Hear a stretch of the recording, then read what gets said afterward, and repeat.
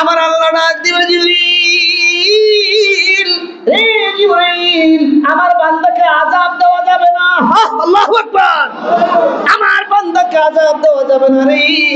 আমার বান্দা নামাজি ছিল, ও আযাবাল কবর।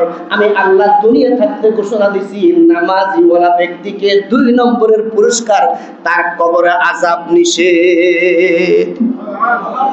2 নম্বরের পুরস্কার কবরে আযাব থেকে আমি আল্লাহ তাকে কি দিব? মুক্তি দিব। নামাজ পড়ার দরকার আছে না নাই? আছে। শুক্রবার ওই তো মাথা নাড়াইতেছে, কহ এখনো কয় হ। এরপরে 3 নম্বরে ওয়ায়ুতিহিল্লাহু কিতাবাহু বিয়ামিনিহি। কিয়ামতের ময়দানে আমলনামা যখন ডান হাতে দিবে রে, কারো ডান হাতে, কারো বাম হাতে, কারো সামনে, কারো পেছনে।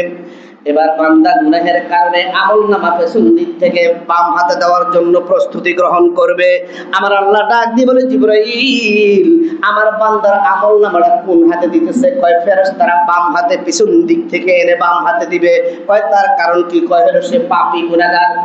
কয় না, আমার বান্দার পেছন থেকে বাম হাতে দেওয়া যাবে না রে, আমার বান্দার আমলনামাটা ডান হাতে দিয়ে দাও। আল্লাহু আকবার। আল্লাহ কয়, আমার বান্দা নামাজি ছিল, আমার বান্দা 5 ওয়াক্ত নামাজের হেফাজত করেছে, এই জন্য আমি আল্লাহ ঘোষণা করলাম 3 নম্বরের পুরস্কার হলো আমলনামাটা তার ডান হাতে দিব। 4 নম্বরে ওয়ায়ুতিহিল্লাহু কিতাবাহু বিয়ামিনিহি ওয়া ইয়ামুররু আলা সিরাতি কাল বারকি।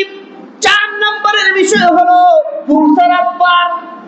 আল্লাহর নবী বলেন, এই পুরসারাতে যিনি পার হতে যাবে, যদি লোকটা বেনামাজি হয়, লোকটা যদি গুনাহগার হয়, লোকটা যদি আমল না থাকার কারণে অন্যায় অপরাধ করে জগৎ থেকে যখন চলে যাবে, পুরসারাত পার হওয়ার সময় ওই পুরসারাতের যে পুলটা হীরার মতো দাঁড় হবে, চুলের থেকে চিকন হবে।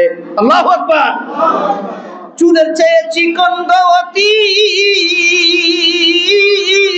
হীরার সেদার, এক পলকে পার হইবে নামাজি ইমানদার। আল্লাহু আকবার। যদি লোকটা নামাজি ইমানদার হয়, পুরসারাত এক পলকে পার হয়ে যাবে। আল্লাহু আকবার। আল্লাহ পাক আমাদের জন্য এমন মৃত্যু কবুল করুক, বলি আমিন।